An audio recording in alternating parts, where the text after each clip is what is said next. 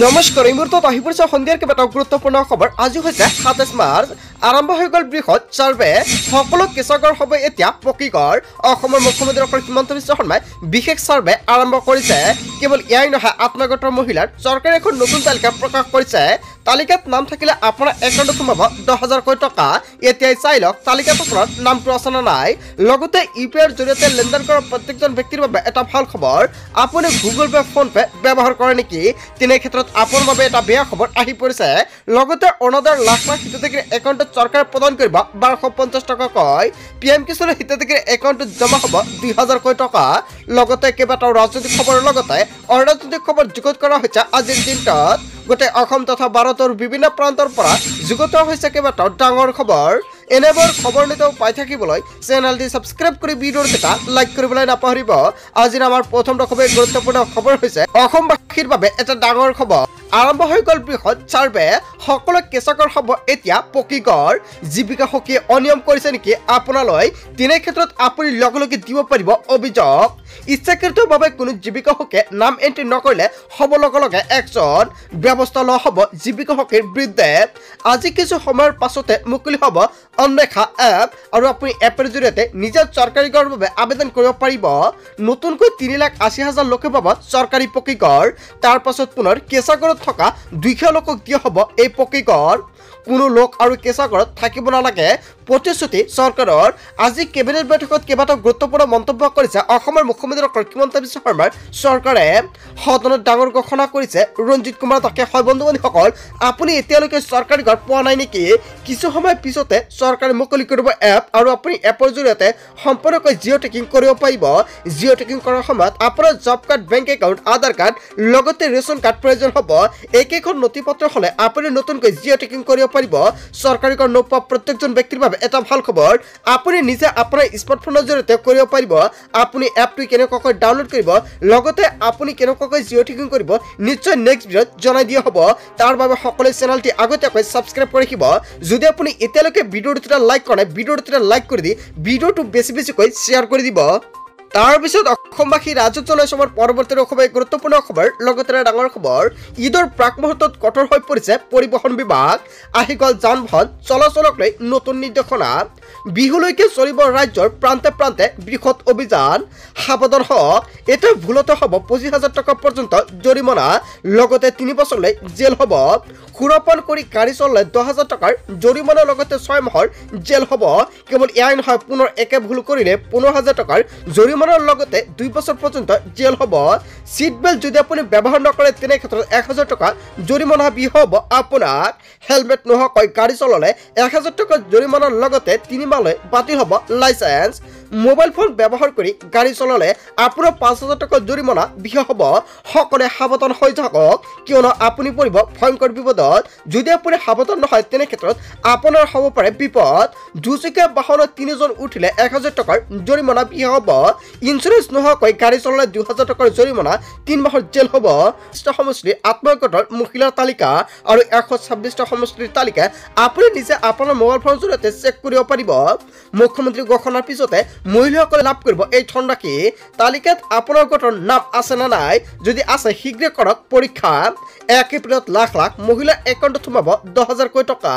চৰকাৰে প্ৰকাশ কৰিলে ৰাজ্যৰ লাখপতি বাইদেউৰ তালিকা। তালিকাত নাম থকা আত্মগোটৰ মহিলাসকলে লাভ কৰিব 1 লাখকৈ টকা। হয় বন্ধু বান্ধৱীসকল, এয়া অসমৰ মুখ্যমন্ত্ৰী ডক্টৰ হিমন্ত বিশ্ব শৰ্মাই প্ৰতিশ্ৰুতি প্ৰদান কৰিছে জনতাৰ বাবে। মুখ্যমন্ত্ৰী মহিলা উদ্যমিতা অভিযান আঁচনিৰ অধীনত লাভ কৰিব এই ধনৰাশি। প্ৰতিগৰাকী মহিলাই লাভ কৰিব 10,000কৈ টকা।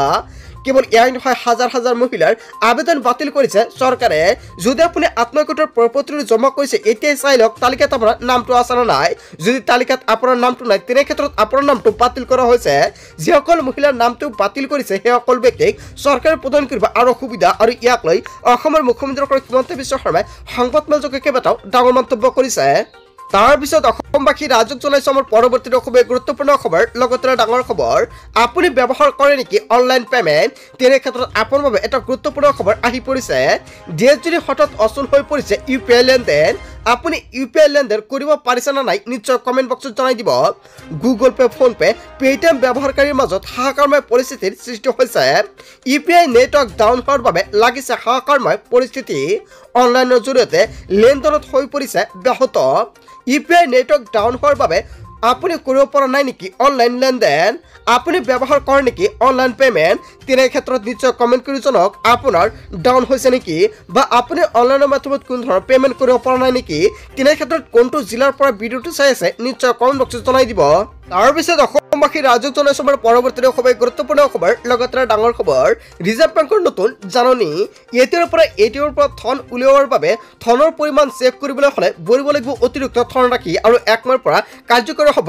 ৰিজাৰ্ভ বেংকৰ তৰফৰ পৰা এখন নতুন জাননী প্ৰকাশ কৰা হৈছে, আৰু 1 মাহৰ পৰা কাৰ্যকৰী হ'ব এই নীতি। আৰু এই নীতি অনুসৰি যদি আপুনি এতিয়া এই টাইমত আপোনাৰ বেলেঞ্চটো চেক কৰিবলৈ যায় বা আপুনি এটিএমৰ পৰা ধন উলিয়াবলৈ যায়, তেনে ক্ষেত্ৰত অতিৰিক্ত চাৰ্জ দিব লাগিব। ইয়াৰ কেইবাটাও নতুন নিয়ম সলনি কৰিছে। কেৱল এয়াই নহয়, আৰু কেইবাটাও নতুন নিয়ম সলনি কৰিবলৈ গৈ আছে বেংকৰ তৰফৰ পৰা, ৰিজাৰ্ভ বেংকৰ তৰফৰ পৰা। এনেকুৱাকৈ নতুন নতুন নটিফিকেশ্যন পাই থাকিবলৈ নিশ্চয় চেনেলটি ছাবস্ক্ৰাইব কৰি ৰাখিব। লগতে ৰিজাৰ্ভ বেংকৰ তৰফৰ পৰা যিখন জাননী প্ৰদান কৰা হৈছে, ইয়াৰ বিষয়ে জনতাই কি ক'ব? যদি জনতাৰ কিবা মন্তব্য কৰিব লগা থাকে আপোনালোকৰ মন্তব্যটো নিশ্চয় কমেণ্ট বক্সত জনাই দিব। তাৰপিছত অসমবাসী ৰাজ্যক জনাইছো আমাৰ পৰৱৰ্তী খুবেই গুৰুত্বপূৰ্ণ খবৰ, লগতে ডাঙৰ খবৰ। আহি গ'ল পঞ্চায়তক লৈ নতুন আইন। পঞ্চায়তত এতিয়া নতুন আইন সলনি হৈ পৰিছে। এতিয়াৰ পৰা অধিক শক্তিশালী হ'ব পঞ্চায়তৰ ক্ষমতা। দুৰ্বল হৈ পৰিল জিলা পৰিষদ। অসম পঞ্চায়ত সংশোধনী বিধেয়ক গৃহীত বিধানসভাত 105, 108, 109 নং ধাৰা সংশোধন কৰা হৈছে। নতুন সিদ্ধান্ত চৰকাৰৰ। হাট বজাৰৰ ক্ষেত্ৰত নিজাববীয়াকৈ দিব পাৰিব নিবিদা। নিজেই টেণ্ডাৰ কল কৰিব পাৰিব। কেৱল এয়াই নহয়, এলট কৰিব পাৰিব। 5ৰ পৰা 10 লাখৰ ওপৰত নিবিদা দিব পাৰিব আঞ্চলিক পঞ্চায়তে। পূৰ্বতে আঞ্চলিক পঞ্চায়তৰ ক্ষমতা আছিল মাত্ৰ 1 লাখ, আৰু এতিয়া 10 লাখ লৈ ক্ষমতা আছিল জিলা পৰিষদৰ, আৰু এতিয়া সেয়া সম্পূৰ্ণকৈ সলনি হৈ পৰিছে। কিন্তু এতিয়াৰ পৰা জিলা পৰিষদৰ ক্ষমতা হ্ৰাস কৰি 1 লাখ লৈ কৰা হৈছে, আৰু বৃহৎ ঘোষণা কৰিছে মন্ত্ৰী ৰঞ্জিত কুমাৰ দাসে। হয় বন্ধুবান্ধৱীসকল, পঞ্চায়তক লৈ কেইবাটাও নতুন নিয়ম সলনি হৈ পৰিছে। ইয়াৰ বিষয়ত জনতাই কি ক'ব? যদি জনতাৰ কিবা মন্তব্য কৰিব লগা থাকে আপোনালোকৰ মন্তব্যটো নিশ্চয় কমেণ্ট বক্সত জনাই দিব। লগতে পঞ্চায়ত নিৰ্বাচনক লৈ এটা ডাঙৰ খবৰ আহি পৰিছে। পঞ্চায়ত নিৰ্বাচনক লৈ অনিশ্চয়তা। মুখ্যমন্ত্ৰীয়ে দিলে ডাঙৰ খবৰ। পৰীক্ষাই আউল লগাইছে পঞ্চায়ত নিৰ্বাচনত। এই বছৰ আমি পাতিব নোৱাৰিব পাৰোঁ পঞ্চায়ত নিৰ্বাচন, এনেকুৱাকৈ কেইবাটাও গুৰুত্বপূৰ্ণ মন্তব্য কৰিছে মুখ্যমন্ত্ৰী ডাঙৰীয়াই। প্ৰশ্ন কাকত ফাদিলৰ বাবে এইচএছ প্ৰথম বৰ্ষৰ পৰীক্ষা পিছুৱাই হ'লেও ৰৈ নাথাকে পঞ্চায়ত নিৰ্বাচন। পৰীক্ষাৰ শেষৰ 2টা দিনত চলিব পঞ্চায়ত নিৰ্বাচনৰ প্ৰচাৰ। বহাগ বিহুৰ পাছত হ'ব পঞ্চায়ত নিৰ্বাচন। মুখ্যমন্ত্ৰী ডক্টৰ হিমন্ত বিশ্ব শৰ্মাই পঞ্চায়ত নিৰ্বাচনক লৈ এটা ডাঙৰ মন্তব্য কৰিছে। হয় বন্ধু-বান্ধৱীসকল, গোটেই অসম তথা ভাৰতৰ বিভিন্ন প্ৰান্তৰ পৰা যুগুত হৈছে কেইবাটাও ডাঙৰ খবৰ। এনেবোৰ খবৰ নিতৌ পাই থাকিবলৈ চেনেলটি ছাবস্ক্ৰাইব কৰি ভিডিঅ'টো এটা লাইক কৰিবলৈ নাপাহৰিব। সো থেংক ইউ ফৰ ৱাচিং ফুল ভিডিঅ'।